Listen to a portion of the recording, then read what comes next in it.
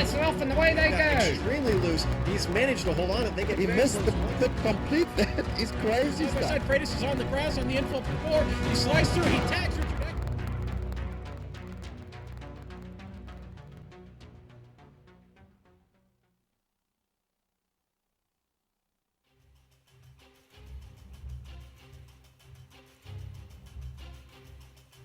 Welcome to the final round for Season 7 of the MX-5 World Tour, sponsored by GreenValleyLake.com and brought to you live by GSRC, the global sim racing channel. Hi, I'm Richard Losper, and with me tonight in the broadcast booth is Brian Corwin and Bill Zahn and guest commentator / spotter Joe Peak. Directing the broadcast action is the inimitable Giancarlo Lenzi. Brian, this track, Sebring International tonight, tell us about it. Well, it's one of the great American tracks. It's built on the runways of an old World War II air base. It's the host of the 12 Hours of Sebring race, which is world-renowned for some of the best racing in the world. It is located in Florida of the USA. It's a long track. It's about 3.7 miles or 5.9 kilometers. It's home to the famous Sunset Bend, which is turn 17 and going into 18, which is very bumpy. And the track itself is a 17 turn layout. It's very grueling, like I said, bumpy and just rough on all of the drivers. Right now we're looking at lap times of 228 to 231 per lap. The race today is 29 laps, so we're going to be looking for a 75-minute race. And today we're going to be racing at night, so it's going to be very low visibility and very physically and mentally demanding here on the racetrack today. Richard? Thanks, Brian. Now, we do have a lap guide to show you exactly what Brian was talking about. So, Giancarlo, over to you. Play us that lap guide. All right, Richard Losper is behind the wheel of the GSRC MX-5, so let's do a lap around Sebring. We're going to drift across the track and get nice and cozy against the pit wall here. Coming down to turn 1, it's bumps, bumps, and more bumps as you fly through this fast left-hander. Be careful not to track out too wide though, because the circuit narrows, and at this speed, it's easy to spin off by touching the dirt. From there, we've got a short sprint to 3, which is a 90-degree left-hander, but it dumps you straight into 4 and 5, which is a more technical little section. Main thing here is getting yourself a good exit out of 5, because it's a long blast around Big Bend to the next braking zone. If you get off into the dirt, play it safe and lift, because the barriers for this bridge make it embarrassingly easy to bin it into the tires. Drafting will definitely play a part here, so you've got a double whammy of heavy braking and guys reeling you in from the slipstream. Expect battles here often. Turn 7 is also a big danger zone on the first lap if people aren't paying attention to the accordion effect. Now we're back on the gas again, and it'll be a gentle right and then left through 8 and 9. These corners don't mean much in this car, so it's mostly a matter of straightening them out. But make sure and keep left as we get ready to brake for Cunningham. Here's another good place to attempt an overtake, but it's also quite easy to overshoot it if you get greedy. From here, we work our way around Collier and try to angle the car as straight as we can while approaching Tower. This is a deceivingly tricky little corner. It really requires you to carry speed, but it's bumpy, the inside curb is high, and once again, the dirt on the outside makes it easy to spin. Plus, it's another long acceleration zone afterwards. And the little MX-5, the double apexer of Bishop, is another pretty simple affair, so just make sure to get the car left and brake for the S's of 15. Be careful of these curbs on either side. They can unsettle your car if you find yourself sliding wide or cutting too far inside. Now stay left and widen your entry to Le Mans as much as you can. As with every car on this track, the all-important good exit out of this corner determines how much time you'll lose or gain while accelerating down the Ullman Straight. Ultimately, if the guy behind you is close enough, it won't matter too much, since that draft will once again put you into a too-wide situation entering Sunset Bend. And if you've ever tried that, you know it's a hair-raising experience.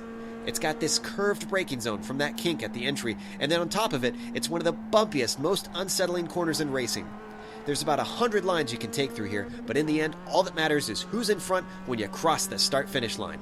And if you survived, you've done just that and completed your lap around Sebring.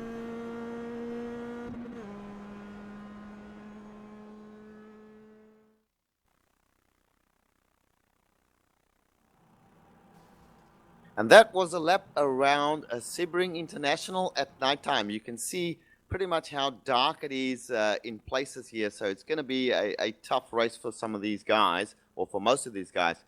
Well, folks, we do not have much time to the start of this race, so we will get straight in and give you what we believe is the starting lineup. Bill? Okay, what we have here on the, we have 30 seconds here. We have plenty of time. The sitting on the pole today is going to be Yuri Yanis. Now, this is interesting. Yanis was the second fastest qualifier, so the quick six put him on the pole. Outside of row 1 is Jelenko. Inside of row 2 is Sergio Mora. Outside of row 2 is Koumans. Now, Koumans has a shot for the championship if he can win and get a little luck from Eklund and Freitas. Inside of row 3 is Richard Eklund. He's 10 points back in the standings. If he wins, he's the champ. And our points leader is Freitas. If he wins, obviously he's the point leader, he's the champ. So these guys are going to be greeting. So the top 10 after that is we follow up with, I have it right here. Sorry, guys, I lost my page there. Zabo is on the inside of row 4. Yaman outside of row 4. Timo Tulianen is back. He's on the inside of row 5. And a fast qualifier is Benjamin Lanowet up on the outside of row 5. So that takes care of the top 10. Is the rest of them posted yet, Rich? Thank you. Well, we just need to quickly go to Brian. Brian, what do you think, real quick, will be the keys to this race? Well, it's going to be managing the corners. It's very dark. It's a bumpy track as well, so not overcooking these corners will be very, very important here today. As it looks like now the cars are gridding up. Richard will get back to you some of those other racing points later on in the race. And you're quite correct, my friend. They are gridding up. There's 25 cars I'm seeing on the grid at this point in time, getting ready for a start. Momentarily, the lights are now out. Very soon we will see the red lights come on, and there they are, getting ready for a start. The green flag has flown. Jay Yanis leads them away with Uros Jelenko right behind him. Sergio Muro in third place. Going back one more, there is our good friend Jan Koumans with Richard Eklund right behind him. That's your top 5. Brian, going into turn 1. Yeah, it looks like a lot of chaos as we go 2 by 2, almost NASCAR style, as these guys are not giving each other any room here at the beginning of the race. This is definitely one of those tracks where you want to manage all of your positions and not give away any easy spots. So right now we're looking at Jan Koumans as he comes around, followed in the dark by several other drivers. I believe that is Yao Freitas behind him. And right now it looks like a pretty clean start, Richard. Yeah, that's great to see. This is a longish race, 75 minutes. I believe 29 laps in full. We will have, so 75 minutes, quite some time for everyone to get and settle into the race. As we see, the positions have not changed at all during the start of this race. So, Bill, coming to you now, what have you seen towards the back during the start? Pretty clean through the whole field. There was a little tap between a couple of the back markers, but everyone seems to be on the gray and continuing their race. So it's nice if we can get all 25 around today. We have no stop and go penalties today, so these guys can just go out and race. It's a 2-stop race, so pit strategy will be interesting. We'll talk more about that as the race progresses. Back to you, Rich. Yeah, thanks. Well, no big change. Jay Yanis still leading with Uros Jelenko in second place. They are coming around to the back part of the course right now. All pretty clean and pretty respectable there, Brian. Yeah, and it looked like Urs Jelenko had a little bit of a mistake there as he went a little wide. Sergio Mora is now looking up the inside. Is he going to be able to make the position? It doesn't look like it, so he's going to fold back in as we come through the S's now. Under attack with Sergio Mora, we got Richard Eklund as he's trying to find a way by. Right now, the grid order doesn't look very much changed. Yuri Yanis is going to take us down the long back straight into turn 7, also known as the Sunset Bend. Yes, and this is the Ullman Straight for those who want to know the names and the detail. I am looking at this point at Yao Freitas, who is kind of at the back of the strain. A lot of jockeying for position there, but still everyone looks like Richard Eklund making a move on Sergio Mura there, Brian.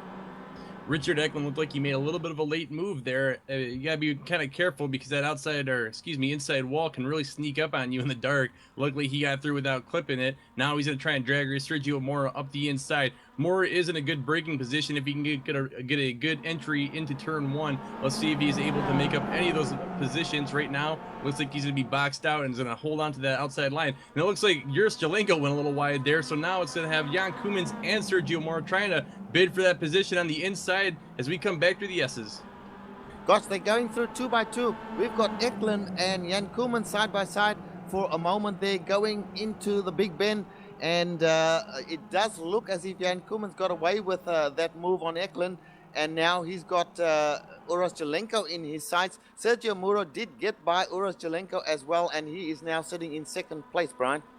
Yeah, it seems like every time we come down these long straights, we see a couple cars peeking out and saying that they can outbrake one another. And it looks like Jan Koemans may have just made a pass over Richard Eklund. And back to the other point, every once in a while we see these cars peeking out and then thinking better of it. I think these guys are realizing that with a 75-minute race, it's too early to be making any drastic moves. And we've got Eklund and Koeman side by side as they go through the twisty section of the course. And I tell you what, these guys are not giving any quarter, even though it was early in the race. We thought everything was respectable, but it seems to me as if real racing has just started right now, Brian. Yeah, let's stay on the battle up in front, but I do got some information that Jonathan Kier may have had a half spun. He was hit by arrow, so it looks like those two guys are in a little bit of a headache right now, but right now we're looking at Yuri Yanis as he comes back around under attack again by Uros Jelenko. He has been able to pull away just a little bit, so Yuri Yanis showing really good pace today at the beginning of this race. Yeah, and now we've got a battle. João Freitas has got into the battle. We've now got a three-way battle here, as there's a touch between Freitas and Eklund. Freitas going a little wide. He's now being dispossessed of his position by Tomas Szabo, that was, and in fact Amjad Yemen as well, who are both now attacking Richard Eklund. They're going 3 wide down Ullman Straight, Brian, heading into Sunset. This is going to be interesting. Interesting is indeed. And quick correction, the car that is battling Yuri Yanis for the lead is Sergio Mora, so Mora was able to get up around Uros Jelenko, and right now it looks like Sergio Mora is making a bid for that lead as he has a huge run. It looks like Yanis may have made a mistake, and he's going to look on the inside as we come into turn 1. And that is quite correct. They're going side by side into turn 1, I may say. And Sergio Mora's got the inside line. He will be looking to try and make use of that going into the section just before Big Ben. He does get away with it, Brian. He has got the first position right now. Yeah, that was a great move by Sergio Mora. He set up that corner just right as we have a new race leader, which is Sergio Mora. So as we come back down another long straight, Uros Jelenko's going to look on the inside, now outside of Uros Jelenko as they try to go down into this hairpin. Wow, and Uros Jelenko just in the braking area in the hairpin just made a move on Jay Yanis, but Jay Yanis did manage to get back on the exit of that corner. So Uros Jelenko really tried to make a move there, but it didn't come off. So now Jay Yanis is still in second place. Sergio Mura leading this race, and Jan Koeman's coming up behind these three. So the battle for the first position could be any one of these 4, and right behind him Richard Eklund, who's just dropped off the pace just a little bit there, Brian. But we need to find out what Bill has been looking at. Bill? Well, we got to look at big picture points here. Let's let's go back and look at João Freitas. He's in, get this, ladies and gentlemen, viewers at home, boys and girls, cats and dogs, he's in 8th place. This is devastating for him. Now, 75 minutes is a long time. I don't know if you start to panic so early before there's even the first of 2 pit stops. But he's in a battle right now with Thomas Szabo in 7th and Amjad Yaman in 6th. And here's a name we don't see very much. If we drop back to 9th place, he's having a great race, is Benjamin Lanouette. He's going to be our Ironman champion unless lightning strikes him. He's having a great race, running in 9th, right behind the points leader. Now, right behind him is Timo Tuliana. These guys in the Eagle's Nest car. It's a great battle going on here for 6th, 7th, 8th, and 9th. But what's really important, what viewers need to keep in mind, as I heard a crash, I'll see if I can find that, is Freitas, 8th place, is not going to get him a championship. Yeah, and we do want to talk a little bit about that championship as we go through. But right now, I'm going to go back to Brian to call up the action right in the front of this race.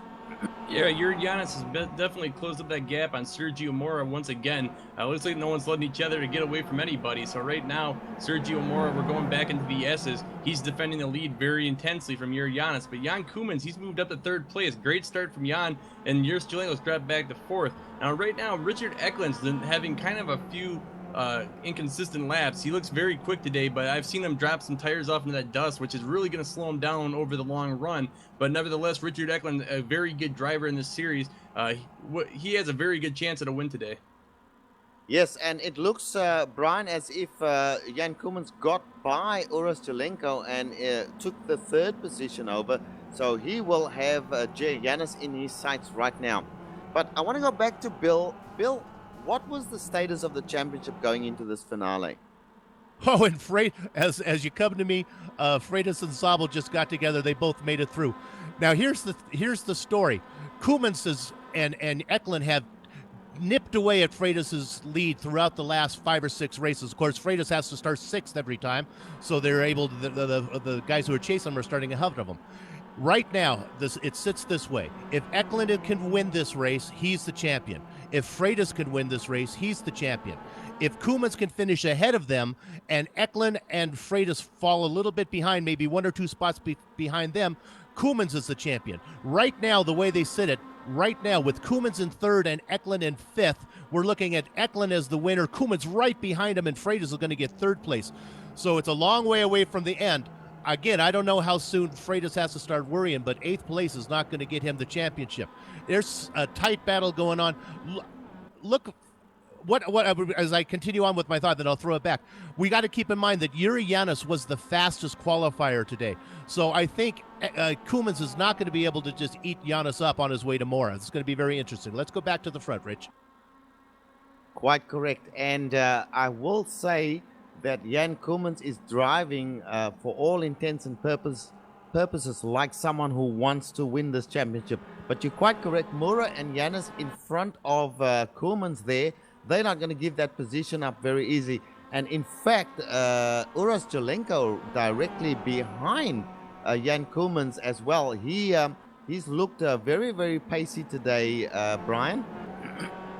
Yeah, Juris Jalenko had a really good race last week, if you remember, at Brands Hatch Indy, and today he's showing some very exceptional pace as well. So very consistent end of the season for Juris Jalenko, and he might be a good pick for the win of the race today.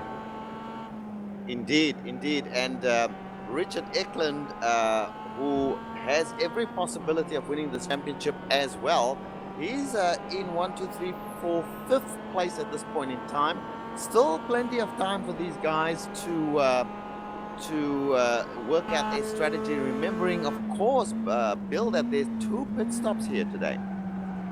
Yeah, they can pit anytime. They could pit right now, take a full load, pit again, take a full load, and finish the race. And whoa, I'm watching. Let's go back to Trevor Mack. There's a paddle back up and watching Trevor Mack and Simon Van Doon, and a car just shot by in front of them as if their throttle stuck. I'm going to rewind and see if I can find what that was. It was something else. I'll throw it back to you, Rich, while I do a little research. Yeah, that must have been Tomas Zabo, because he is showing as being ahead of Simon Van Doon and Trevor Mack.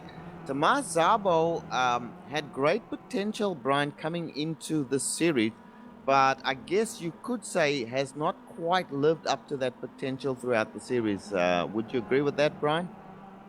I would agree, Richard. He had a very good start to the season. And just a quick correction, that was Benjamin Lanouette who shot across the screen there. So Lanouette may have had a stuck throttle, as Bill said.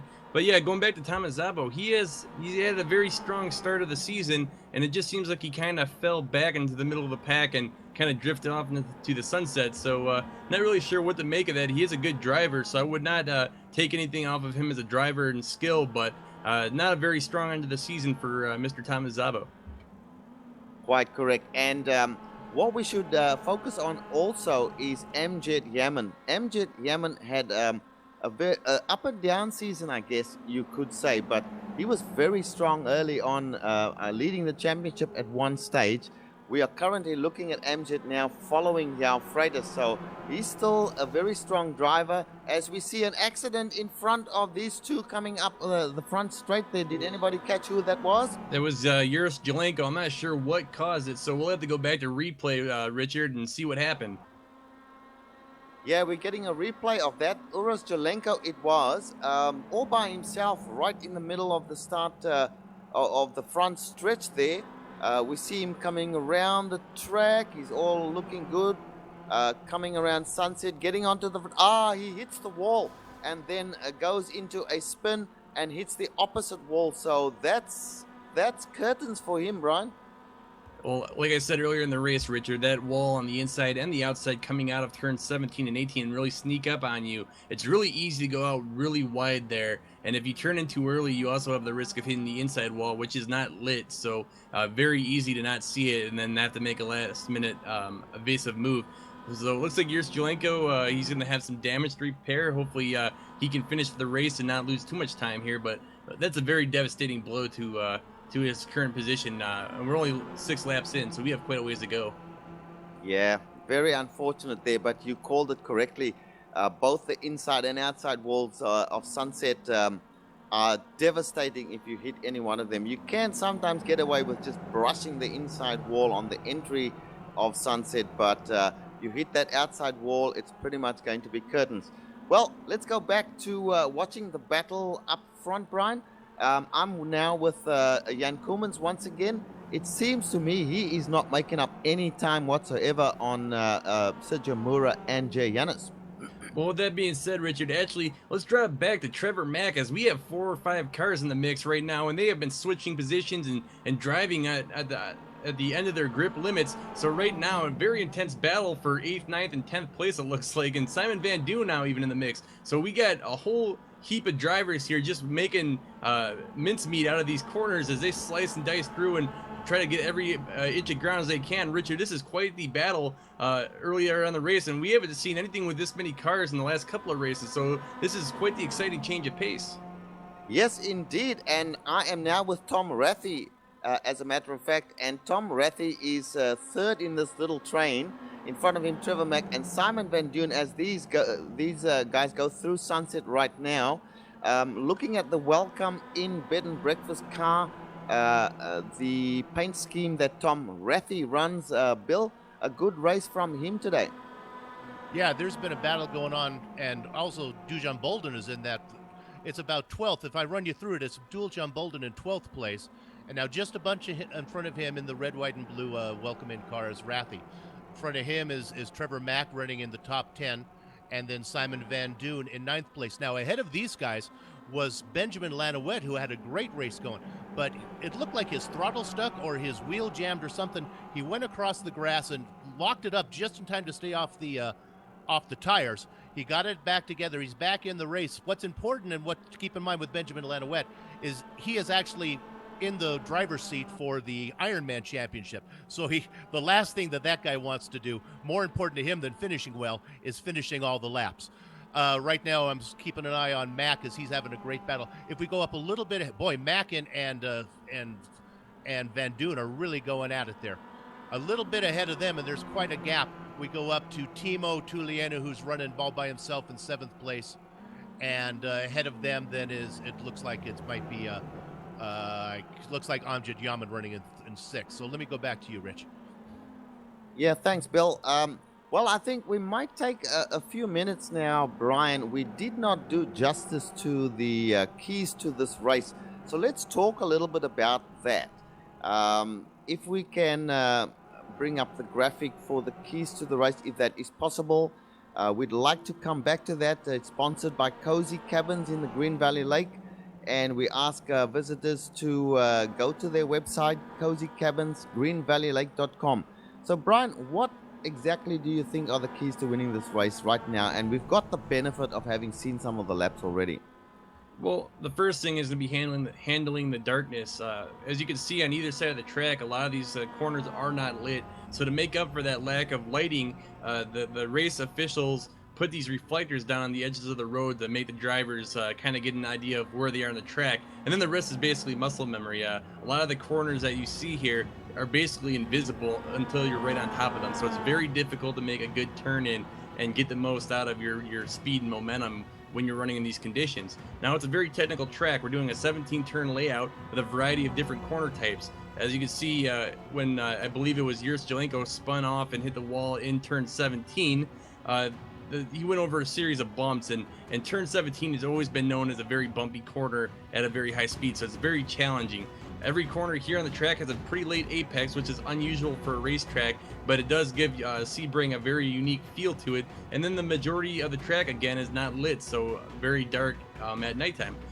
Finally, the last key to the race is the pit strategy. As you can see right now, we have a bunch of transit cars that just kind of separated from one another, but if you're stuck in traffic and you feel like you're being held back, it's a good idea to pit in early, and then if you're off in front, you're going to want to stretch that fuel as possible. Now, there's a couple of strategies you can do here. We're looking at a two-stop optimum pit strategy, but a few drivers may opt out and do a three-stop strategy and have 2 quick splash and dashes and 1 longer pit stop. So it will be an interesting theme to see how they do in the pit strategy department. Back to you, Richard. Yeah, thank you, Brian. Very comprehensive lead into the strategies and the keys to the race there. Thank you for that. We are now driving with Richard Eklund, and we're looking at him making or trying to make a move on Jan Koemans. He has caught up, and it looks to me, Brian, that these guys have also caught up a little bit on Jay Yanis, but right now the battle is with Richard Eklund and Jan Koemans. And by the way, these are 2 of your championship contenders. Yeah, we need to tell these guys to calm down a little bit because we have quite the way to go yet. But right now, Richard Eklund putting on a show, and with all other people, we got Jan Koemans actually being under attack. So again, we've seen these two mix it up a lot this season, and right now in the dark conditions here at Sebring, they're not failing to impress. Well, you know, it is a long race still to go, and we do have in the commentary box with us here our good friend and commentator on many of our other series, Joe Peak. I'd like to get some thoughts from Joe on what he's been looking at so far. Joe? Now, I've been kind of thinking about this championship situation and watching Richard Eklund behind Jan Koemans there. Now, remember what Bill said earlier about the championship. Koemans has to have the other guys rather far back for him to take the championship. So all Eklund has to do is hold on to the back of Koemans. And then remember the fact that Eklund has said throughout the season, when he's thinking about the championship, he's not going to be attacking and charging and going for the win. He hasn't been making pass attempts that he could have tried on Koemans as he gets right up on the back of him at some points. I think we're looking at a Richard Eklund that's thinking, all I got to do is hold on the back of this Belgian, and I could seal the deal. Well said, Joe, and I think you've called it correctly. He does not have to win this race to win the championship. Koemans, on the other hand, really has to win this race. I think that's correct, isn't it, Bill? Yeah, well, Koemans definitely has to win to get it. But I want to jump in on something we talked about earlier. We mentioned that Freitas was an 8th. Well, he's moved up to 7th. He moved up to 6th. Guess who's right behind Koemans and Eklund now? It's your point leader, João Freitas. And he's thinking the same thing as Joe, if I just follow up on what Joe says. Freitas does not need to win this race to win the championship. He just needs to stay, well, unless Eklund wins, so he might have to win. But right now with Koemans and Eklund and Freitas as they are, not getting the major points that they would at the lead. Let me, if I can do this real quickly without confusing the viewers. The points aren't distributed equally. It's not like first place gets 10, second place gets 9. You get 100 points for winning the race. You get 90 points for second. So there's a big advantage to get to that win. As it so happens that Eklund Freitas by 10 points. So if Eklund can get that 100, it doesn't matter what Freitas does. Eklund's going to win the tiebreaker. So Eklund needs to win, but he doesn't need to win. So we'll follow up on that as the points go along and we get closer to the end. Talking about not confusing the viewers, I'm totally confused right now. He needs to win, but he doesn't need to win. Come on. All right, Brian, now we were talking about strategy during the keys. We must be coming up soon to the pit window. It's going to play a huge part in who wins this race, don't you think? It sounds like someone, I believe it was Yao Freitas, had a slowdown penalty. We'll get you some more information on that. But going back to strategy, yeah, it really will come down to see who is going to outsmart the other. And as we've seen throughout the season, a lot of drivers are not very strong in I just want to pit break strategy. in there, if I may, Brian. First one into the pits is, in fact, Jan Koemans. Sorry to cut you off there. Jan Koemans in the pits right now. Go ahead again, Brian. Yes, certainly not a problem, Richard. Back to the strategy, though. Some of the drivers that are very quick have had some poor pit stops that have cost them a lot of positions. Now, that's usually in a one pit stop race. Now, it's going to be all about consistency today. If you have one fast pit stop and one slow one, that's not really going to give you much of an advantage. So you want to make sure you are hitting your marks and taking the right amount of fuel each time in, or you're going to be in double trouble by the end of the race. Now we see Koemans coming out just before we come to you, Bill. Koemans coming out of the pit, so he is the first one to blink and make a pit stop. I wonder how this is going to work out. Sorry, Bill, I cut you off there. No, this is. I've watched enough of these races to know if Mora and Giannis and Eklund are really thinking of their game, if they've noticed in their mirrors that Koemans isn't there anymore, they need to come in and pit now. You let Koemans out there running hot laps, and he's going to. There's nobody better than putting in hot laps. He's got no traffic in front of him right now. You let him run 3 or 4 laps before you come in, and you're going to find yourself behind him when the pit cycle is done. Now, they're going to need to pit within the next 2 or probably 1 or 2 laps to go anyway. So there's not like Mora's going to be able to stay out there and run much longer. But we'll keep an eye on how Koeman fares when Mora, Giannis, who's doing a great job hanging into second, and Eklund come in for their pit stop. Freitas is back up to 5th again. He had a slowdown penalty, but he got around Amjad Yama, so he's back in 5th. It's going to be very exciting. Back to you, Rich. Well, thank you for that. So let's give the viewers a little bit of a wrap-up on where we are. We're currently running on lap 10, coming to the completion of lap 10. Our leader is Sergio Mora at this point in time, and he seems to have taken a little gap between himself, or made a little gap between himself and Jay Yanis, who is in 2nd place. In 3rd place now is Richard Eklund, with Jan Koemans having gone into the pits. And in 4th place, it's showing as Yao Freitas at this point in time. So that's the top 4, and Amjad Yaman has moved up into 5th place. So we did mention that it's time for pit stops, and we do see, Brian, that both Amjad Yaman and Yao Freitas have just gone into the pits right now. I do believe Giannis also has gone in the pits, so I think Bill might be right here. Jan Koemans is no longer in the battle, so they're probably thinking, well, exactly what Bill said. If he's out there hot lapping, then we're in trouble, because there's no one that's better than putting down consistent laps than Jan Koemans when there's no pressure. Now, that's something else I want to think about, though, here is we're looking at 2-minute plus laps here, so it's not like there's a chance to come out and have a lap traffic slowing other drivers down. This is a fairly huge track, so basically Koemans, since he pitted so early, has absolutely no one to slow him down, and that is going to give him a huge advantage. Okay, now Freitas is Giannis is exiting the pits right now, and he's going to come out. It looks like ahead of Koemans, because I don't even see Koemans in the frame.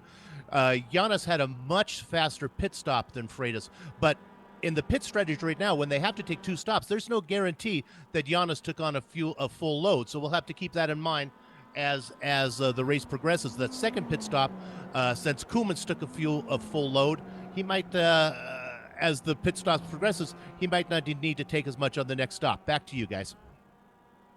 Yes, and Yao Freitas did have a good pit stop there. But interesting to me, Brian, was the fact that Timo Tuliainen, who was around the 7th position, he took some tires, which I found to be quite unusual for this early in the race. Yeah, I do agree, Richard. It does seem like maybe he could have gone to the second stop to take tires, but you don't really know what the drivers are thinking when they go in for their pit stops, and it could be something as simple as he maybe forgot to unselect them, or maybe he has a different strategy in mind. Maybe he wants to take fresh tires now and do the last 2 stints or 1 stint on the older tires that are more worn in. So different things come into factors here when we're talking about strategy. Now, I did want to say that Giannis did an 18.6 second stop when the average was about 22 seconds. So right there, again, more factors that go into the strategy here. And I'm thinking we're going to have a race that's going to be very intensely determined by the pit stops. Yes, indeed. I believe you are correct. And The leader's in the pits right now. So I'll stay on Sergio Mora. Brian, if you can find Yuri Yanis, because he's the only guy who's pitted so far, and we'll see how these guys come out of the pits together. Sergio Mora is still pulling up. He's going to be third stall from the end as he's pulling in. Let's see if he pulls in without overshooting, and he's in nicely. Have you found Yuri Yanis yet, Brian?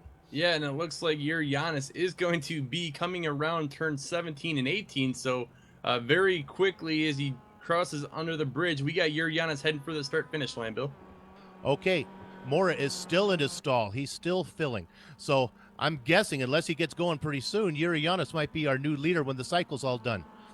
Your Giannis, he already passed the start-finish line, and he has a ton of momentum. It looks like he did indeed take that position away as the other drivers are still trying to get out of the speed-restricted area, and we got your Giannis going into turn 1 just way ahead of everybody. Eklund also came in with Mora. So is that way I'm thinking of it here? I'm not sure if Thomas Zabel has pitted yet. I'm thinking that Yuri Yanis is going to be our leader. What do you think, guys? Well, I'll jump in here and I'll say he certainly will be the leader, and that is as a result of the fact that he did quite a short pit stop there. Whether, in fact, towards the end of the race that is going to benefit him, we will have to see. If he's short-fueled, he might find himself having to pit a lot earlier than these other guys and take more fuel than them. So it could yet bite him as later on in the race, Brian.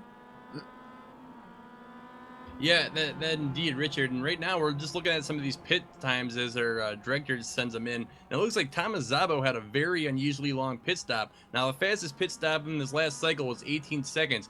Well, Thomas Zabo had a 26-second stop, so we don't know if he missed his marks or if something happened, but that is an incredibly long time based on the averages that we've collected so far. Yeah, and looks like Sergio Mora did 24, almost 25 seconds. And Eklund about the same, so they were very, very close. So these, you know, we talk about seconds, 25 seconds being a long time and so on. That is critical in a race situation. 1 second is critical in a race situation, Bill. So it is extremely important that these guys get the absolute best pit stop that they can. Yeah, I'm waiting for the pit cycle to cycle through here. And it would be my impression from what I saw without looking at the chart that Yuri Yanis would be our leader right now. Am I correct in that? Because we're showing him in fourth. Well, they are about to finish a lap, and we will see. I'm with Jay Yanis right now. In Jay Yanis just coming around sunset. I think you will be correct, and once he crosses the start-finish line, he will be the leader of this race, the new leader, because Sergio Mora was in fact leading this race previously. Yes, there we go. There we go, huh? And in second place, we are going to find probably Jan Koolmans in second place, which is the case. So things have shaken up a little bit. Sergio Mora now in third place, not that far behind Jan Koolmans. So this is a change up, Brian, now with Jan Koolmans in second place. That is not going to hurt his championship chances at all. Yeah, exactly, Richard. Right now, your Giannis, despite all of his bad luck this season, has taken the lead of this race, and with let's see, we're 13 laps in, so that should be about the end of the pit cycle. That's a great position to be out in front of everybody, and now having nothing but clean air in front of him. So right now, your Giannis in the lead, like you pointed out, Richard. Very good, strong showing today here at Sebring. Well, now we go back a little bit. Sergio Mora in third place. Richard Eklund, the other championship contender, is in fourth place, so he's pretty handy. And Yao Freitas, Bill, very important. Yao Freitas is in fifth, albeit he's a little way back from the other guys. Yeah, right now, it's so tight for the point lead, it's almost hard to calculate. If Koolmans could get around Giannis and the race were to end right now, which is always funny when announcers say that because the race isn't going to end right now. But if it were to end right now and Giannis could get around, Koolmans could get around Giannis, he'd be our champion. This is almost the perfect situation for Koolmans. Koolmans needs to finish ahead of Eklund and Freitas, and he needs a little bumper between them, and that bumper could be provided by Sergio Mora. it's going to be quite a championship battle. If we can go back a little bit farther, maybe we can set the rest of the field here. GL, if you go back with me, we got Amjad Yaman running comfortably in 6th. Behind him in the Eagle's Nest car is Timo Tulien, and he's 17 seconds behind the leader. Zabo is running in 8th. Simon Van Doon, 28 seconds back, running in 9th. And from our Brazil, Duelgen Boldern having a nice race, running up in 10th place. So some of that battle, we go a little bit, Mac and Rathy are running in 11th to 12th. So that sets up the top dozen. Let's go back to you, Richard. Thank you, sir. Thank you very much. Now, we want to go back to Sergio Mura, who is, in fact, in 3rd place. He is tracking just behind Jan Koolmans, and lurking behind Sergio is Richard Eklund. So it ain't over by any means yet. The race, you're quite correct, is not going to end anytime soon. And there's plenty of action, I'm sure, Brian, that will take place before the finish of this race.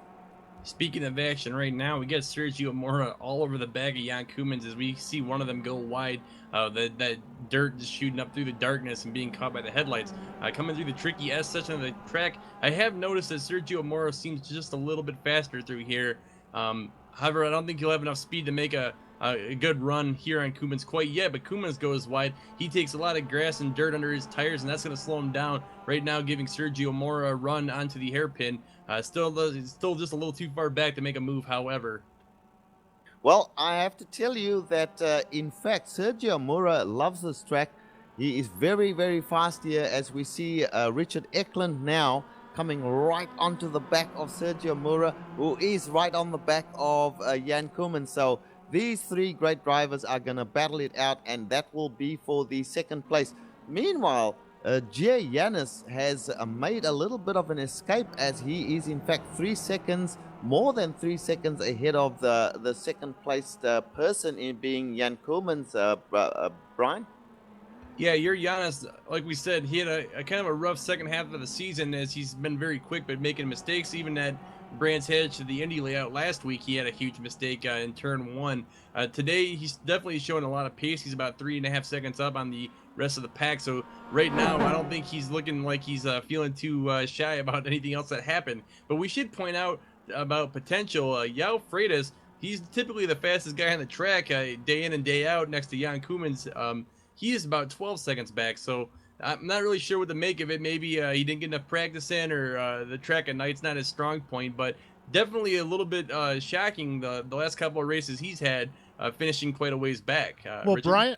Brian, if to just come in here, he was the fastest qualifier, so something's up that he's now 13 seconds back of Giannis. Now, Giannis was fast, but that's not like Freitas. He's actually out of touch with these guys, and if I'm Freitas, now I got to start to worry.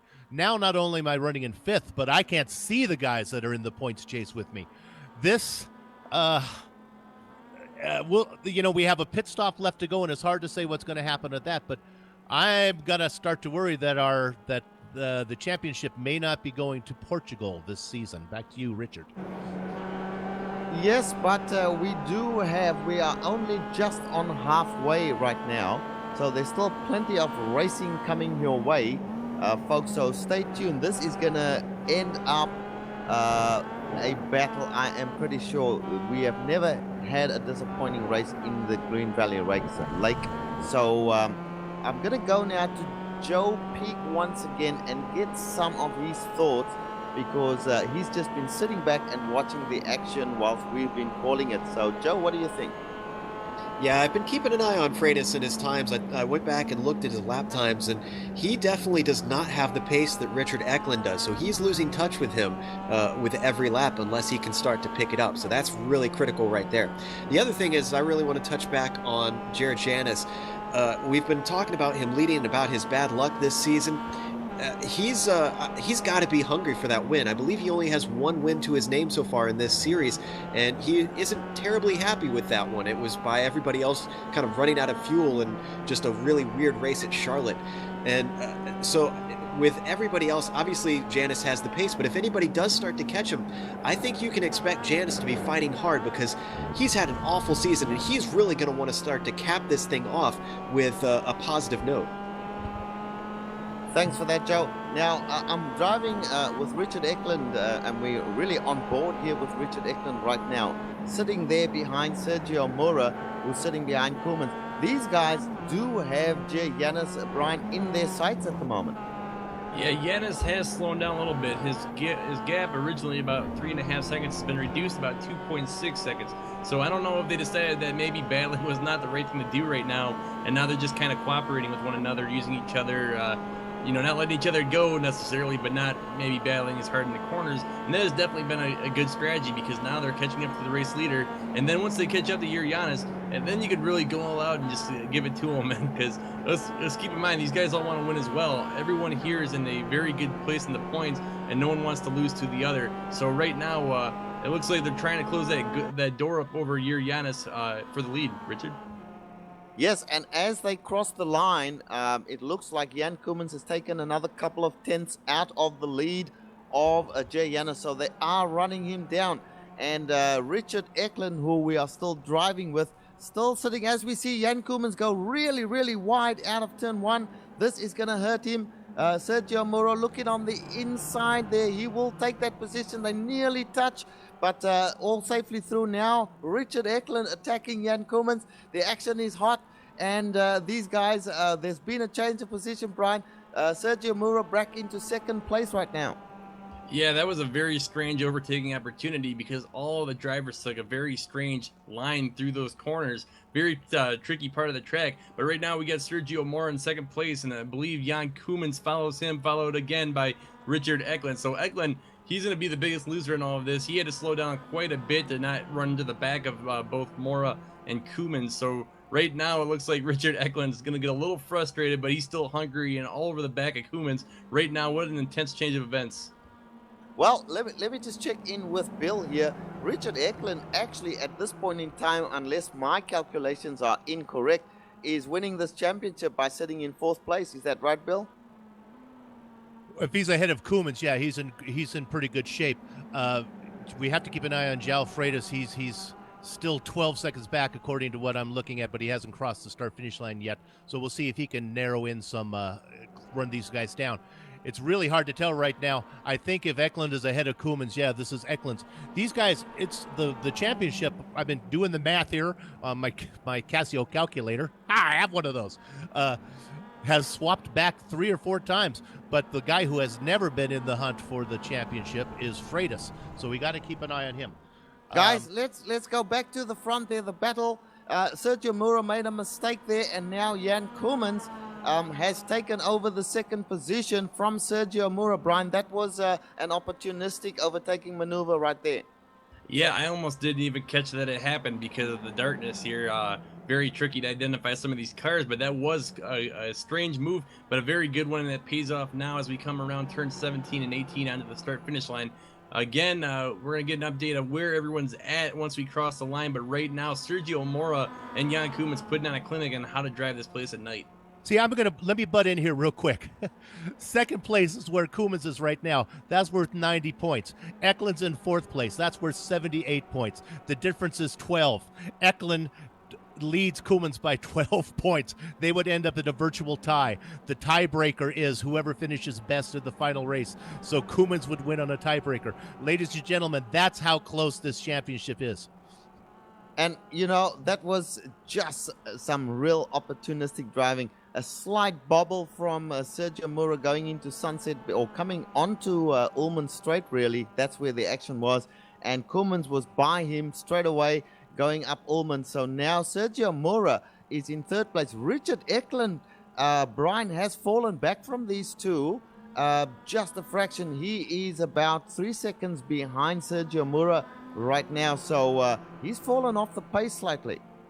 Well, you can only race so hard so long, and at some point you are going to start making mistakes. So right now that doesn't really surprise me that the 3-car train kind of broke up, but I don't think Richard Eklund's going to be falling off for too long, because he's doing a very good job here today. And also, Yanis has also stretched out his lead once again, so I think now he's starting to benefit from these 2 cars battling out quite a bit now, as he's starting to pull back in front of the group by a large margin. Yeah, and Jay Yanis now has no pressure. That is the key for Jay.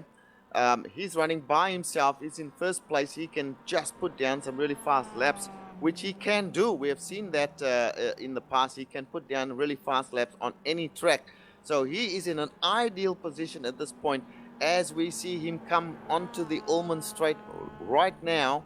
Jan Koolmans is 3.5 seconds behind. So these guys in their battling have actually lost time to Jay Janus. So it's all working in his favor for a possible win as we are on lap number 17. The laps are winding down.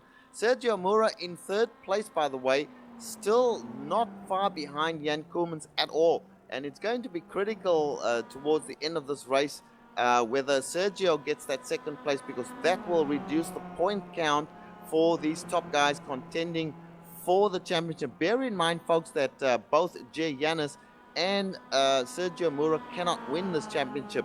But the guys in between, Jan Koolmans and Richard Eklund, can. So at this point in time, Jan Koolmans sitting in a very, very good position.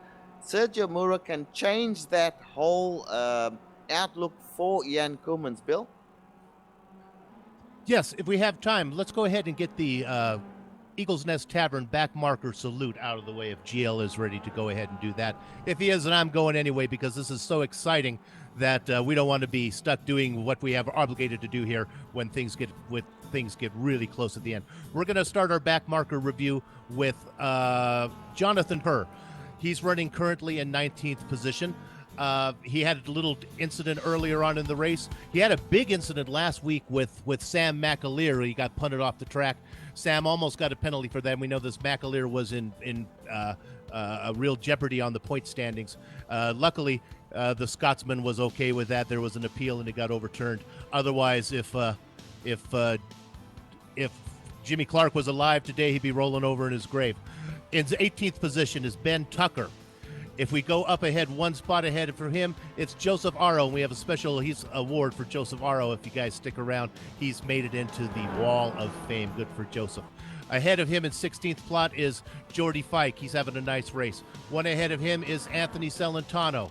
Running in 14th, now he's Benjamin Lanouette. We talked about him earlier where he had his brakes lock up. He saved it. He's running, making good lap times. He's doing very well. Up to 13th position is Mihai Masison. And now just round up to the top 10. Tom Rathie in 12th and Duljan Bolden running up there in 11th. And that's your extended back marker salute brought to you by Eagle Nest Tavern in Green Valley Lake. Let's go back to the lead, Rich. Okie dokie. And we are looking now once again at... we're still running with Dujan Boldrin at this point in time, doing a reasonable job there in what is the 11th position. We have a problem. Brian, what happened there? We have a new leader in Jan Koolmans. We must have had a slowdown penalty from Jay Janus because he has just lost the first position. I did not catch what happened. Maybe Joe can go jump in and figure it out as we're actually going to go to a replay. And your Janus is heading into the pits, Richard. Well, that is a turn up, and we'll get the replay and see what happened there. So we have Jay Janus. He's a little bit loose coming onto, I believe, yes, it must just have been a slowdown. So after the slowdown, he's decided to make a pit stop, and we have a new leader, Jan Koolmans. What a turn up, Brian. Yeah, that was a strange change of events there, but it has been prone to happen in iRacing. The slowdown penalty does, in fact, keep people from cutting corners. So obviously someone took an unpreferred line and was nabbed with a penalty. So that's going to move, I believe, Yao Freitas up to third place. And Yao Freitas, despite his gap, was able to make up some ground there. So he's been running some faster laps lately. And also, I should mention that after Janus came into the pits, Richard Eklund followed him. So that's going to change up the standings a little bit as well, as Richard Eklund did have a faster pit stop. And now Janus is going to come out behind Richard. So right now, everything kind of just changed in the last few seconds. And now we're going to try to figure out who's going to come out on top after all this. Yeah, Eklund has really put the distance between him and Janus. So we're going to have to follow now. These guys are all going to be coming in pretty soon. We're going to keep an eye on Richard Eklund. He has set the bar. We're going to see if when these guys pit, how they come out in relationship to Eklund. Back to you, Richard. Indeed. And Richard Eklund did have a very fast pit stop there, splash and dash as they call it. So everything's going to be a little topsy-turvy in terms of the standings whilst everything sorts out. But Richard Eklund looking good. Now, we're going to have to keep an eye on Jan Koolmans. We are into that second pit stop window right now as we see Jan Koolmans coming onto Ulman Straight right now. Will he go into the pits? I'm pretty sure that he will have to do that in the next lap or two. Sergio Moura at this point in time, not far behind. Where is he, by the way? Who's that in front of Sergio? So we've got Jan Koolmans in front of Sergio. So he's not far behind at all. So it's coming down to the wire now, or close to the wire, and these guys still have to pit. So very, very interesting times, Brian. Yeah, we're going to go now and kind of just figure out whose strategy is going to come in. As we see Koolmans come in right now, Bill. So if you can find out where the next in line is going to end up, I do believe that Mora stayed out, so he's going to take the temporary lead. But where did Giannis, where is he at on the track as we see Koolmans coming down past the start-finish line inside the pit lane? Well, Giannis lost all that position to Eklund, so the guy we're really going to watch is Eklund now. He's got a little bit of traffic right now. He's making a move around another lapped car, and he's going around Lathy, and he is now entering the final turn, so he's going to be coming onto the straight as he does that looping right-hander. Where is Koolmans? Koolmans right now is still in the pit box. Here comes Eklund down the straight. He's crossed the start-finish line, and I think I'm going to be able to see Koolmans in the right-hand picture of the frame. Yeah, Eklund does have the momentum in the run out of here. Koolmans did have to stay for that very slow restricted pit lane, so he's just now coming into turn one and getting up to speed. Eklund did fly by, so quite the strategy move for Richard Eklund in the last couple of laps.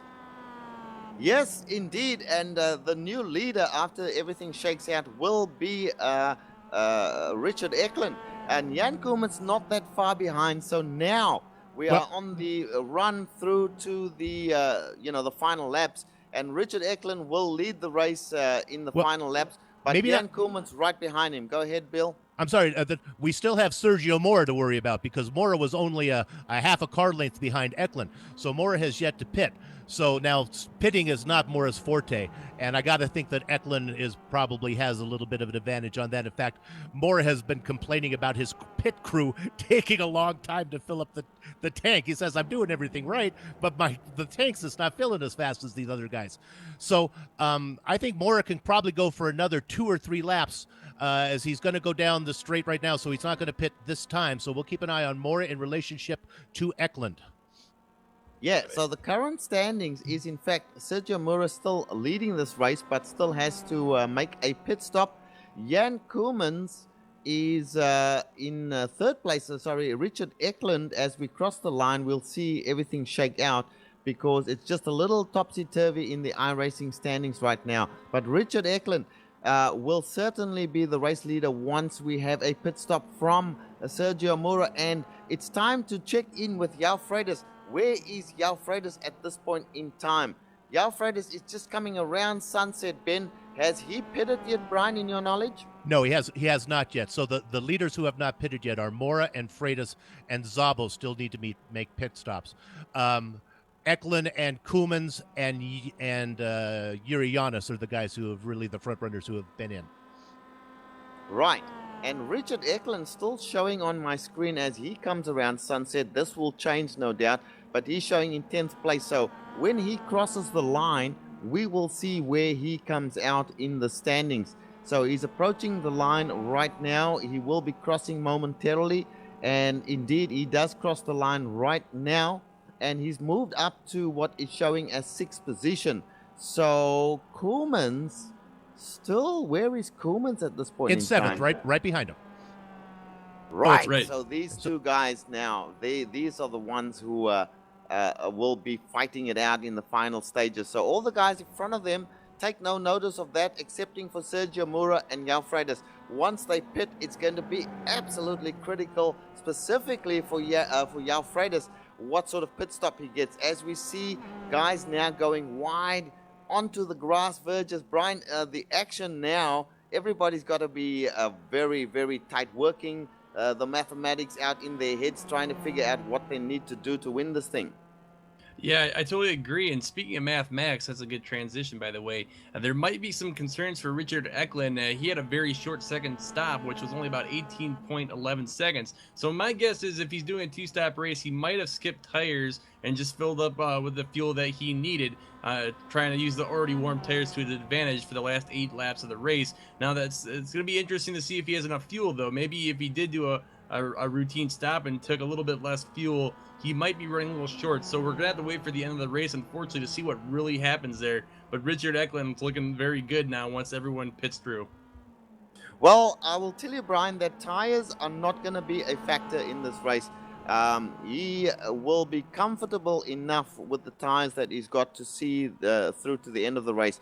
But I can tell you, folks, that Jan Koolmans is slowly catching Richard Eklund, remembering that Jan Koolmans had a slowish pit stop, or Richard Eklund had a really fast pit stop and got ahead of Koolmans that way. But now look at that, Brian. Koolmans is visibly catching Eklund as they go down Ullman Straight once again.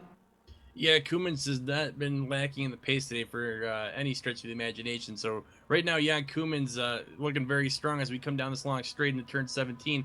I do think Koolmans will win the race today. If I had to pick one driver today, he's just been very quick. And okay. I'm going to interrupt. Freitas is in the pits, our championship point leader's in the pits. Now, he was running second behind Mora. I don't think there's any way he's going to get out ahead of Eklund or Koolmans. If you could find Eklund, I'll keep an eye on Freitas, and we'll see the difference here. Yeah, Eklund just crossing the start-finish line, so he's easily going to pass Freitas, because Freitas isn't even thinking about coming out of the pits right now. He's out now. He's just leaving, and it looks like he's going to be a good, again, that 12-second gap that he's been running. So I don't think he's going to be in the hunt for the lead. He's going to be doing a lot of math now, seeing how far he can get. He's coming out just in front. I recognize that Chicago Blackhawks car. He comes out just in front of Yuri Yanis. And Yanis is right behind him and they both have warm tires. Neither one of them took tires. So right now we're going to have to keep an eye on Mora. He's the last one to pit. Correct. Sergio Mora, who's still showing as our race leader, he has not pitted yet for that splash and dash. Does he need to pit? That is the big question. He must surely pit. Yeah, it's going to be more than a splash and dash because he came in, I think, lap 12, so he's run 12 laps. What's interesting is it's a frightening number. He has a 42-second lead right now on Richard Eklund, who is really his competitor. He's going to have to come in, take a full fuel load, and get out. I'm thinking 42.4 seconds. He's going to be able to do this. We're going to watch that and see how it works. Yeah, well, we did see from previous pit stops, it could be 24-second stop, so he will lose the lead if he takes that full load of fuel. So getting now very, very tight. We are on lap 22, Brian, so 7 laps to go. He should not need to take a full fuel load, only enough to do 7 laps. Yeah, Joe Peak just mentioned that he might need to have a tank. Joe, do you know what the strategy might be? Actually, we just saw Sergio Mora dive into the pits right now, so Bill, keep an eye on Richard Eklund in the group as they come back around. Yeah, Mora is only going to need to about half a tank compared to these other guys if they can make about 12 to 13 laps, and if he's got 6 or 7 to go. Now, the interesting thing in all of this is Freitas, with him trying to fight with Janis, is that going to slow him down? Because I don't think Janis is going to sit on his heels and just follow behind him like that, and that could really hurt Freitas' chances if he's got to battle with someone while Koolmans and Eklund are up speeding away. And Eklund's just making his turn through that looping right-hander coming down the straight. Is Morris still in his pit box?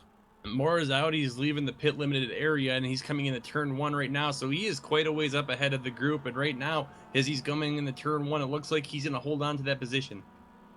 Fantastic pit stop there by Sergio Mora. He will come out in first place, and Richard Eklund will cycle into second place, I believe. Tomas Zabo, showing currently in second place, will have to make a pit stop. Jan Koolmans still behind Richard Eklund, but he is right behind Richard Eklund right now. So look for a very, very exciting last 6 or 5 laps.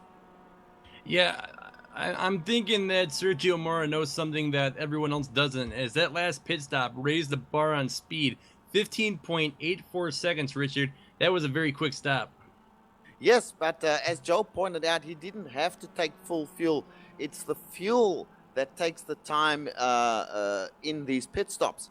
But let's keep with the battle, which is for second place between Eklund and Jan Koolmans. I'm driving at the moment with Jan Koolmans, and I'm here to tell you folks that he is catching Richard Eklund. He is pulling out every bit of technique that he knows, and you can visibly see how he is catching Richard Eklund. Richard Eklund is looking like he's a little bit under pressure, just looking at the attitude of his car there, Brian. He's struggling to keep ahead of Koolmans right now. Yeah, it's a very interesting way to look at it right now. But, they both have been running good races, and I think it will come down to the wire for second place, as they've both been going all out the last couple of laps. Very good race by Richard Eklund, as we see him now coming through, I believe, onto the front, or back straight, the Almond Straight. So we'll definitely have to play out this battle and see how it ends up towards the end of the race. I'm going to jump in here. I can set the point standings very clear for you now. Things are setting up pretty well for Koolmans. If Koolmans can get by Eklund and get by Mora, he's going to be the champion. If he has that little buffer, if Mora can be the buffer between him and Eklund. Eklund is only one position ahead of Freitas, but at one position being in third and fourth is not enough. Eklund needs to win this race to get enough points. He's 10 points behind Freitas. Finishing 1 point ahead of him in third to fourth is not going to be enough. He needs to finish one position ahead of him first to second. Freitas is really in trouble right now. He's if he stays where he is right now, I don't think he's going to get it. I'm going to do a little more math, but it's going to be very exciting. Okay, guys, these guys have just crossed the start-finish line now, Eklund. So Eklund is 8 seconds behind Sergio Mora. That is a ton of time to try and make up in 5 laps. I don't think he can do that, Brian. Jan Koolmans, on the other hand, is right there with Richard Eklund. So the real battle, in fact, is for the second position. So factor that into your calculations there, Bill. Meanwhile, let's stick with this battle between Jan Koolmans and Richard Eklund. Richard Eklund now, Brian, does seem to have got things back together and is maintaining that slender lead over Jan Koolmans. Yeah, he has definitely shown that he can run under the pressure now, as we see Koolmans all over the back of him coming through the hairpin. Richard Eklund, I don't think he's really going to get too shaken up with having fast drivers on him. He's a very aggressive driver, and he's shown throughout the season what he can do under pressure. So right now, he's looking like he's in a good position. I don't see anybody getting past him, to be honest. I'm gonna jump in again. Koolmans is. Let's assume Sergio Mora, who's 8 seconds out in front, has this race locked up. Koolmans needs to win to get the championship. He's not going to get there. Right now, if the race finished the way it is right now, Eklund would be our champion. However, if Koolmans, who is right behind Eklund, if Koolmans can get by Eklund is not going to have enough points to win the championship over Freitas. So it's real simple, ladies and gentlemen. If Koolmans finishes second ahead of Eklund, your champion is João Freitas from Portugal. If Koolmans holds position, and he stays ahead of João Freitas, then Richard Eklund is going to be your championship and is going to come to the United States. Okay, so that really wraps it up. Now they go back onto Almond Straight, and we do understand that Brian has just got a technical problem, and Joe Pig will be filling in for him. So Joe, this is now the battle for second position right here, and it's been laid out how things will finish if things finish the way that they are. So really, it's all on the line for Jan Koolmans right now. Yeah, and we've seen him in a pinch before. He is not afraid to fight and give it everything he can. So I think Eklund needs to be a little bit worried. If Koolmans gets in his draft, he's going to be chucking everything he can. We're on lap 25, getting ready to take lap 26. No, we're on lap 25 right now. I'm sorry. So, the laps are ticking down. He's only got so many opportunities left. And really watch them through this first corner. Koolmans seems to take so much more momentum than Eklund does through there. And that could be a really bad thing, because this braking for 3 that they're entering right now is a possible passing zone if someone gets enough momentum. But right now, Koolmans has a bobble, so he loses that space that he just gained. Yes, in fact, Richard Eklund had a great section there and managed to pull out quite a few car lengths. So we do have Jan Koolmans now having to do it all over again. Joe Freitas, Bill, he is out of it. He is 16 seconds back. He can't catch up to these guys. These two guys can't catch up to Mura, in my opinion, unless Mura has a serious problem up ahead of them. But we've seen stranger things happen. We are on lap 25, so that means, Joe, there is only a matter of 4 laps to go. The battle is on. We should take a look at the back, the guys further back right now. Otherwise, we will never ever see them. So let's move around the track a little bit, and we'll go on to Amjad Yaman, who has had a really good race. But Amjad Yaman now quite a ways back from these guys, 28 seconds. So Amjad, your championship, a great race throughout the whole season. He is following Tomas Zabo. So these are all names that we have called relentlessly throughout the season. But these guys are not in it for the championship anymore. Behind them, Timo Tuliainen in the Eagle's Nest Tavern car. Timo, we've spoken about very fast at certain tracks, but he's shown he did not have the consistency to finish up in the, near the front in the championship. So all of you guys, we congratulate you for your fantastic racing throughout the season. Going one back, Trevor Mack, great races from him at various times, but still not enough to get him into the championship standings. Going one back further, Simon Van Duyn, once again, some really good lap times being put down by him, but not enough to get him near the top of the championship table. And finally, I just want to talk about Tom Rathie, who's had his troubles in and out of races. The first few races took him about 4 races to finish a race. So these guys, they are all guys that we are showing right now as having been wonderful competitors in this championship, but they are not going to feature in the finale of this race. Back to you, Joe, and back to Jan Koemans. Yeah, and Koemans has just been holding right on the back of him. You can see him. He is all over the bumper of Richard Eklund. You can tell he knows that he has to make a move at this point to try to make something happen. These guys have been very evenly paced for most of this race. Last time by, 2:29.3 for Koemans and a 2:29.3 for Eklund as well. So hundreds of a second separating their lap times.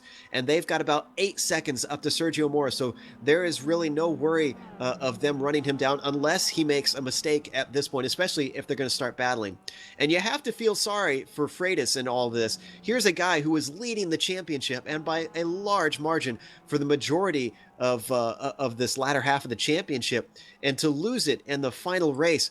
I believe he was in the running last season too until towards the end of the season. So it's like he can get almost there and just can't quite seal the deal. Well, to even No, follow... that's not right, Joe. That's not right. As Bill will tell you, if things finish the way they are, Bill, correct me if I'm wrong, he will win this championship. No.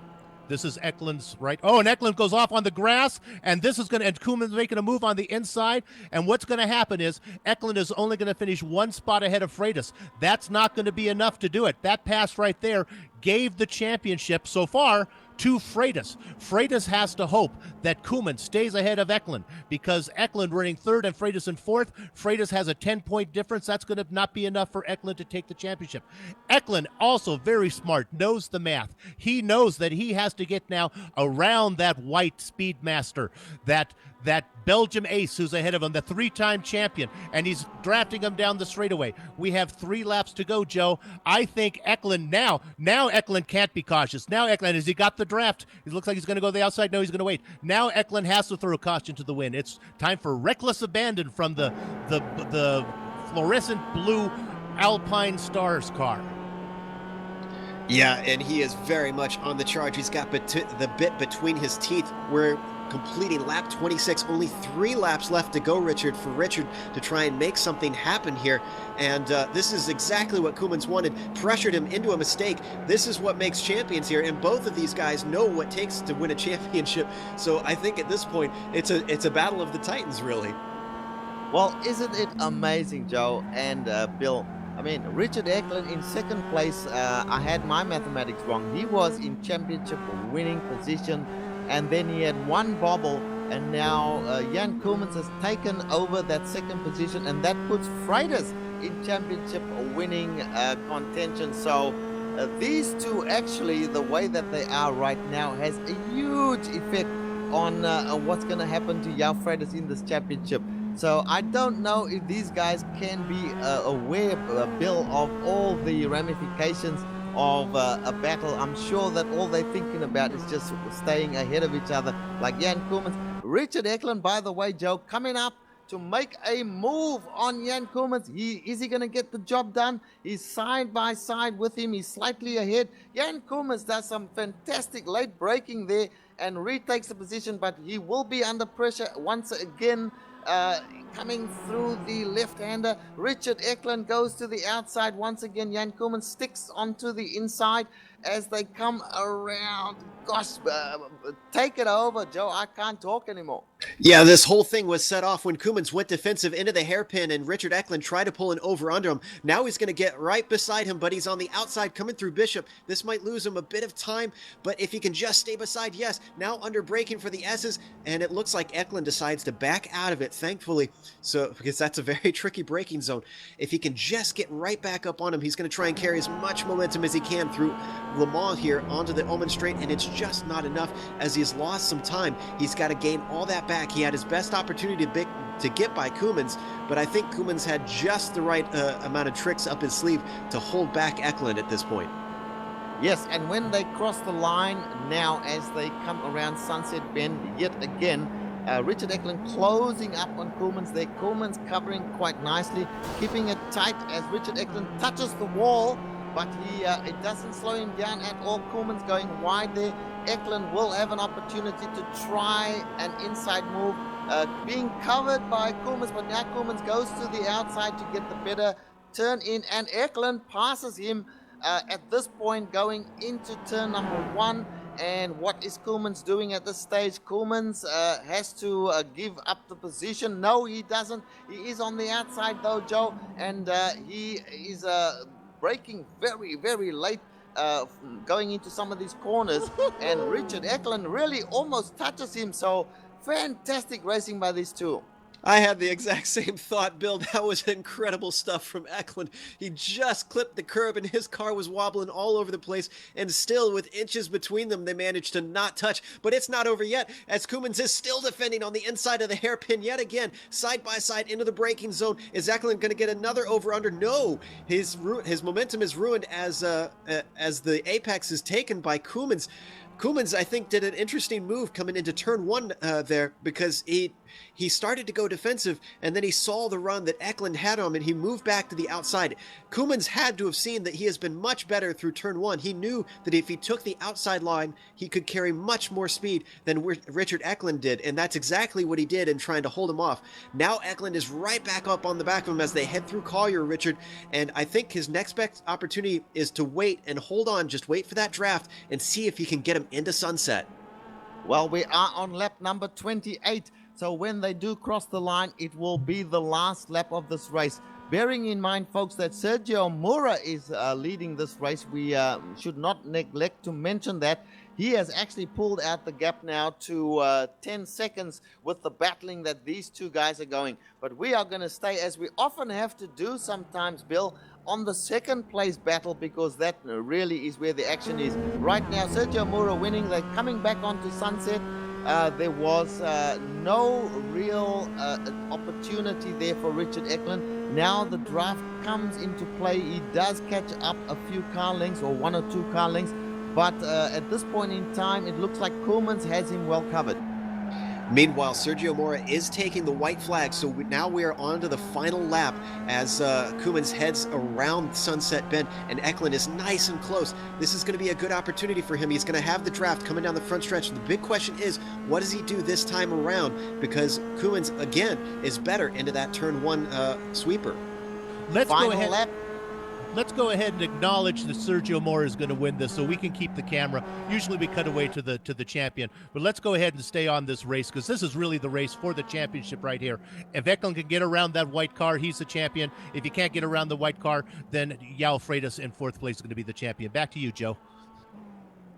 I think we'll cover Sergio as he crosses the line. As you said, it's pretty much a sure thing unless he makes a mistake that he's going to get this. However, if he does make a mistake, Jan Koemans is going to be in the lead, but he won't have that buffer necessarily between himself and Richard Eklund. Right now, Koemans is still ahead. Eklund isn't close enough, coming down to the hairpin into turn 7. This time he's not going to have it.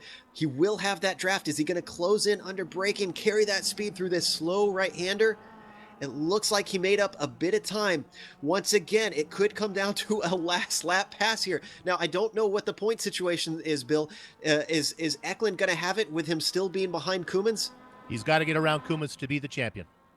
So this is for the championship, Richard, here. This is for all the marbles down to the final lap of the whole championship. Well, we did have a bobble from Richard Eklund early on in the lap, and that gave Jan Koemans a tiny little buffer. But now the corners are running out. These guys are coming into the final set of corners before they get back onto the Ullman Straight for the very last time. We want to quickly go to Sergio Mura, who is coming through the S section now into Fangio. Stay with Jan Koemans, the director, saying so. We're going to go back to Jan Koemans. Jan Koemans coming through the S section now. Koemans has a bobble. He's putting everything that he has. Go ahead, Joe.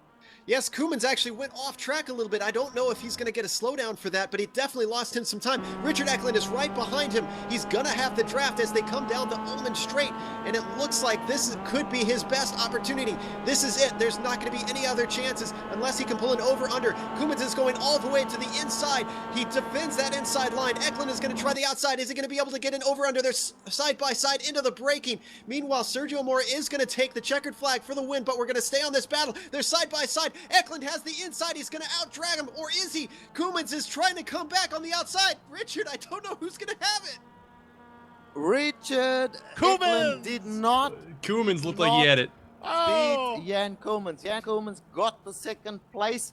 It was so close. In fact, we are going to get a replay if our director will help us out. Get a replay of those final few seconds coming towards the line. It was a fantastic finish. Look at that. Richard Eklund dives to the outside. Jan Koemans defends on the inside. Joe, what a finish. 5/100ths of a second. 5/100ths of a second is what decides a championship, guys. After months and 15 races, that's the difference. And you know what? Correct me if I am wrong here, Bill, but all that fantastic racing that we just saw made the champion João Freitas. Is that correct? Freitas got it. And there was another backstory that we didn't even cover, was that Freitas was being challenged by Yuri Yanis. Freitas had to hold his position ahead of Yuri Yanis to hold the championship. Yeah, your champion is João Freitas of Portugal, his first championship. Eklund's going to finish second. Jan Koemans is going to be your third place champion. My goodness.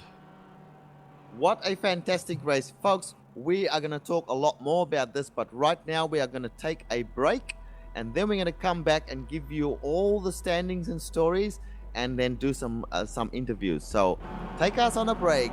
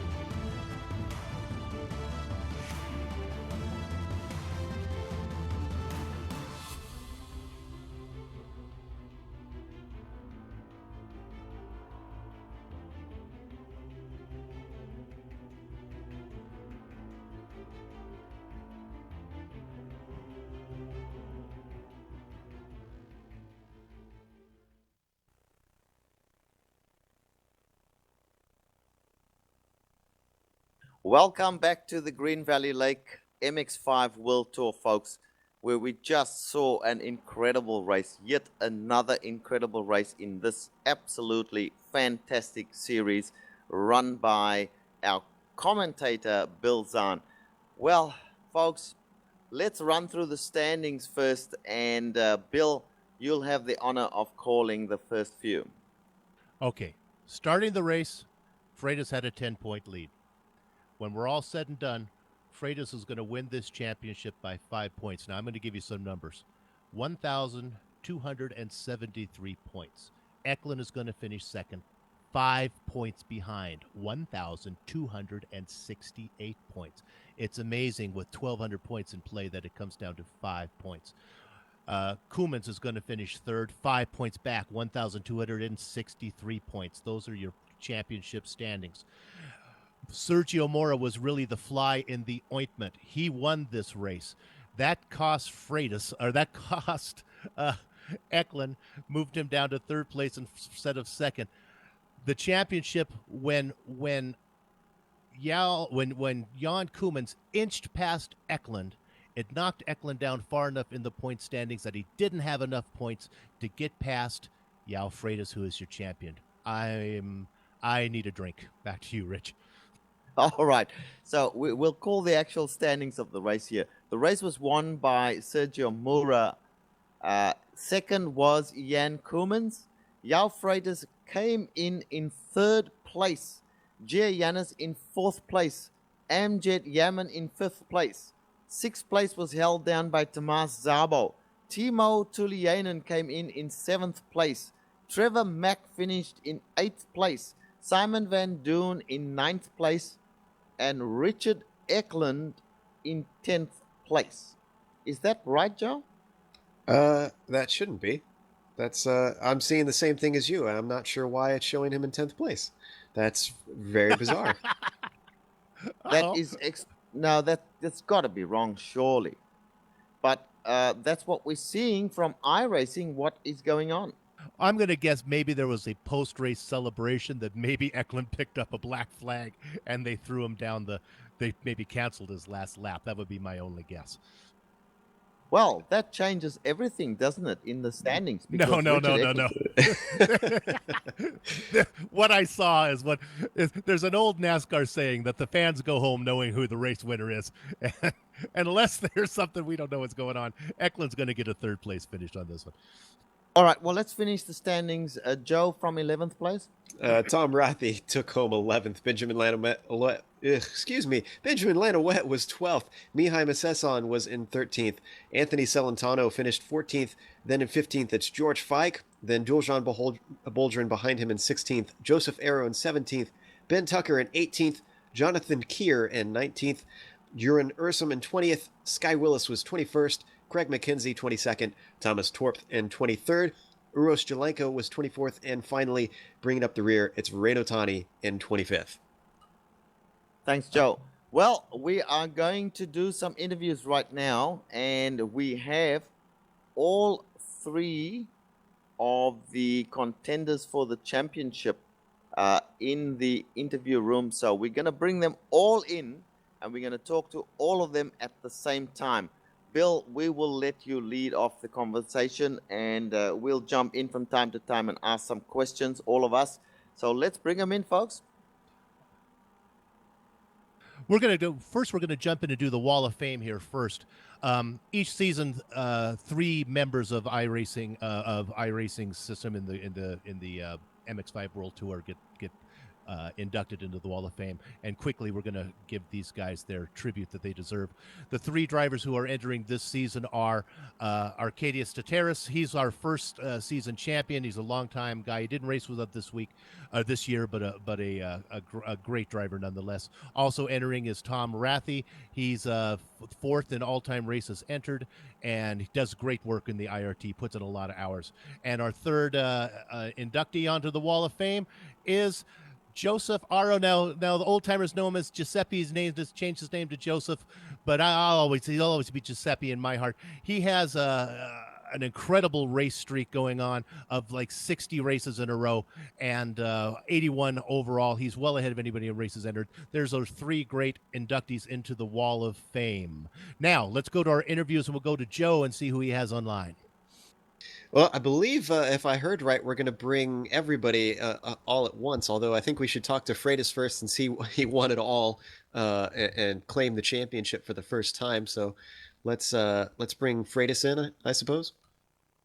Yep. Well, we'll bring him all in, but we'll talk to Freitas first. And you'll have to excuse us for having things a bit out of order. I think we're all still a little bit flustered from an exciting finish there. Absolutely. And we will not apologize for that at all, because we are all absolutely hyped up because of what has just happened. So, Bill, Yao Freitas is there. Go ahead. Yeah, I'm not sure if you know, but I'll give you the official confirmation. You are the Season 7 champion. Congratulations. Okay, thank you very much, Bill. I was aware of that. I was looking more to the fight that was heading ahead than I was looking to the road, so I was aware of that. When you were back in, we followed your progress. You got off to a horrible start. You were running 8th, maybe 9th place. It's a long race. Were you worried, or did you always feel that you were going to be able to get back up at least to make this thing interesting? Yeah, I had lost faith there in the middle of the race. I thought that Koemans was going to win that, so I thought that I was not going to be a champion this time. So you understand that you are the champion by 5/100ths of a second because Koeman was able just to nip Eklund. If Eklund had nipped him, he would have had the points to beat you. Yeah, I never rooted for Koeman so hard in my life. Well, congratulations, Zhao. Joe, do you have a question for Zhao? Not really a question. Oh, I'm sorry. No, I was going to say, I was just wanted to congratulate Zhao because you fought hard the whole way through, and we've seen you competing, or at least I've watched you compete for 3 seasons in this series, and I think I have to say it's about time. Well done, my friend. Thank you, Joe, and that's a great work you guys are doing there in GSRC. So I thank you, all you guys too. And I will add my congratulations, Zhao. A fantastic season you've put on there. You've always been in the lead of this championship, and it is quite fitting, in my opinion, humble though it may be, that you are the winner of this season, of Season 7 of the Green Valley Lake.com MX-5 World Tour. Congratulations. Well, now we have the other contenders for the championship also in here. I do note that Jan Koemans has muted his microphone for some reason. So, Joe, why don't we go ahead and talk to Richard Eklund? And it looks like Koemans has come back, actually. So, Jan and Richard, you guys had just an amazing battle in that last stint. You both came out of the pits about the same place.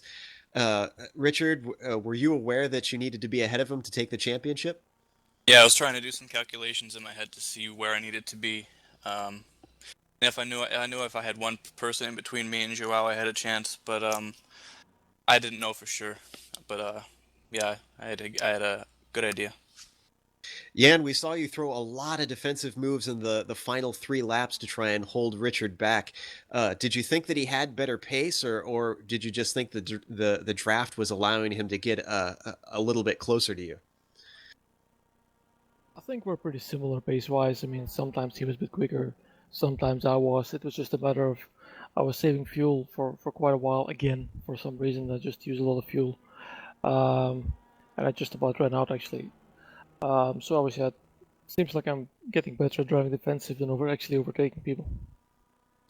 Now, Richard, we know throughout the season you said you didn't care about the championship, and your thoughts were if you start slowing down and taking it easy, that then you can expect you were going for the championship. Early on in the race, we saw you just kind of holding behind Koemans and not making many aggressive moves. Were you trying? Did you know that you could just hold behind him at that point, or were you playing a patient game? Was that intentional that you weren't attacking early? Yeah, but yes and no, I guess. Today, I think Yan and I both were driving like we had nothing to lose, because really we didn't. We knew that Joao had to was the one who had to be conservative if he wanted to try and win. So he was being super aggressive in the beginning, and so was I. Luckily, we didn't crash into each other or something like that. But then afterwards, after we were losing the front pack, front two cars, I just sent a message to Jan. I said, let's just work together and catch him up. And I offered to try and undercut the two front guys with a pit stop on lap 7, because I calculated that I would be able to make it on lap 7, and then if I pit again on lap 18.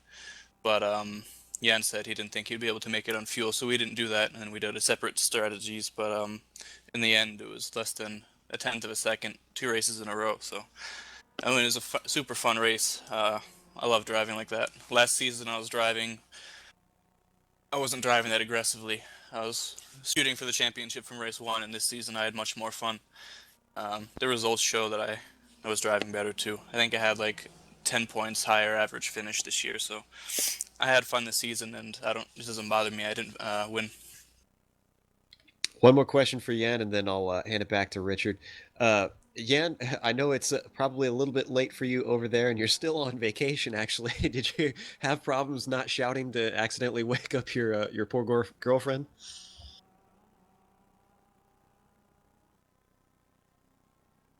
Having some silence, unfortunately. Doesn't want to wake her up. I guess not. Well, it looks like we are having a few problems with Jan Koemans talking to us right there, but he's back again. Jan, can you hear us? Testing. Yeah, we got you Can now. you guys hear me? Okay. No, she was still pretty much awake actually. I think it's just about going on 3 a.m. here, so probably time to get to bed. All right. Congrats to both of you guys. It was a lot of entertaining racing throughout the season. You gave us a great show to finish it up. I'm going to hand back to Richard now. Yeah, thanks, Jan. We'll leave it there with Jan. Richard Eklund, I just want to touch on one situation here. I don't know if you're aware, but iRacing actually has you scored in 10th place in that race for some weird reason. Do you know of any possible reason why that should be? I do. I know exactly why. If I happened to finish 13 thousandths of a second ahead of Jan, I might have a different story to tell you. But since I didn't win the championship, I'll tell you that. I got a slowdown penalty on going onto the back straight. I didn't actually gain any time from that. If you look on the replay, it doesn't look like I should have got a slowdown penalty, but I did. So I figured I'm not going to win the championship if I slow down. If I get past Jan and I finish ahead of him, maybe they won't give me a penalty after the race. Maybe they will, but I have to try. So that's what happened. Okay. Righto. So you were black flagged at the end there then? I got the black flag after I crossed start-finish, but yeah, I guess so. Well, let me be honest with you, Richard. Now I'm glad you didn't win, because it would have just been awful to take that away from you, because that one would have counted. We would have had you placed in 10th. That would have been tragic. Yeah, normally I would have just taken the slowdown penalty and finished 3rd, but I had nothing to gain by finishing 3rd today, so I wanted to see what would happen. I've always wondered what would happen if you take a slowdown, don't serve it on the last lap anyway, so now I know. Okay, well, folks, look, what can we say? I do want to get some thoughts from particularly Bill Zahn on the whole championship and, in fact, this race as well. And then, unfortunately, we have to close down this broadcast. So, Bill, your thoughts, please. Well, somewhere in this favored land, the sun is shining bright. A band is playing somewhere, and somewhere hearts are light. And somewhere men are shouting, and somewhere men are laughing, and somewhere children shout. And there's a lot of joy in Portugal, Lisbon, because João Freitas is your championship, and that's what it's all about. Back to you, Rich. Oh, thank you for that, Bill. Oh, that was very nice. As an observer of this, not a regular commentator, but an observer, Joe, your thoughts on this championship and this race? You know, I've actually been following each race as this championship has gone on, just to stay abreast of things, and I've really enjoyed it. And we said to Bill while we were off air. I said, I don't know how you're going to top this one next season. I know there's already some rule changes in the works and some various things that'll add some more spice, but it feels like season after season, this series just continues to impress and just give us the most thrilling races and storylines throughout the whole season. So I'm glad to be a part of it. And certainly I can echo your sentiments there, Joe. I have been privileged, I believe, to commentate on these races week in and week out. It has been a fantastic series, and the congratulations go out to those top 3 guys who battled so hard for 15 races to get where they are. So congratulations to all those guys. Now we do have to close this broadcast, and we want to thank first and foremost the sponsors who made this series possible. So we are gonna thank very, very much Cozy Cabins, the Eagle Nest Tavern, and the Welcome Inn Bed and Breakfast. Thank you guys for your sponsorship throughout the season. You did get value for your money, I do believe. We do appreciate very much the fact that you have become sponsors of this great series. For more information about Green Valley Lake, which is called the best kept secret in California San Bernardino Mountains, please folks visit www.green-valley-lake.com. We also thank you once again, Bill, as the organizer of this series. A fantastic job you've done with this league. We also thank iRacing.com, XSplit, Twitch TV, Audio Technica, and Ava Media for providing the software and hardware that we use on these broadcasts. Thanks also to the broadcast team today. Myself, Brian, who had a few voice problems towards the end, filled in by Joe Peak, and of course Bill Zahn, the organizer. Our director, Giancarlo Lenzi. Fantastic coverage from you, Giancarlo. If you would like to find out more about GSRC, our website is globalsimracingchannel.com. Once you get there, you will find our broadcast schedule along with archived races and race highlights to view. We are also on Facebook at facebook.com/Global Sim Racing Channel, and also on Twitter at GSR Channel. A very special thank you to Eric Ekholm, who provides us with some great music. You can find it here not only on the GSRC, but in TV commercials, movie trailers, iTunes, and even Spotify. If you do like his music, please tell Eric that you heard it at ericekholm.com. Now, we have upcoming broadcasts, and we are looking tomorrow, May 4, at the Piston Cup at Pocono, where we will feature the nationwide B car.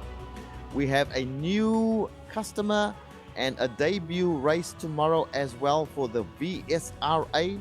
That'll be at 9 p.m. Eastern Time. The race will take place at Montreal in the new BMW Z4. We have the EPS Round 8 on May 10th, also at Montreal in the HPD, the Corvette, and the McLaren. So those are some future races coming your way from GSRC.